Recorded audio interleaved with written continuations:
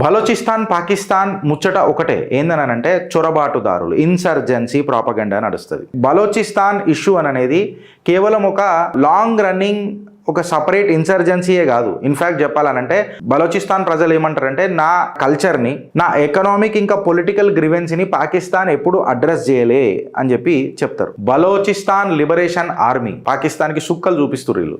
వీళ్ళు 2000లా ఈ ఆర్గనైజేషన్ ఏర్పాటు పడ్డది. వీళ్ళు ఒక సపరేటిస్ట్ మూమెంట్ లెక్క బలోచిస్తాన్కి ఆజాదీ ఇప్పిస్తాం, ఇండిపెండెన్స్ ఇప్పిస్తాం అని చెప్పి ముంగటికి వచ్చారు. అయితే ఈ బిఎల్ఏని పాకిస్తానీ సర్కార్ ఒక టెర్రరిస్ట్ ఆర్గనైజేషన్ లెక్క ముద్రేసింది. ఒక లాంగ్ టర్మ్ లోకల్ గ్రివెన్సెస్ కూడా వీళ్ళు అడ్రస్ చేసుడు మొదలెట్టిర్రు బిఎల్ఏ వాళ్ళు. వీళ్ళ రిక్రూట్మెంట్ కూడా వినూత్నంగా ఉంటుంది ఫ్రెండ్స్. ఎట్లానంటే ఎలయమలయాలని వీళ్ళు రిక్రూట్ చేయలే. వీళ్ళు రిక్రూట్ చేసిందంతా ఒక ఎడ్యుకేటెడ్ యూత్ని రిక్రూట్ చేసిండ్రు. లార్జ్ స్కేల్ కోఆర్డినేటెడ్ అటాక్స్ చేసేటట్టు తెలివిగల్లోని పెట్టుకున్నారు.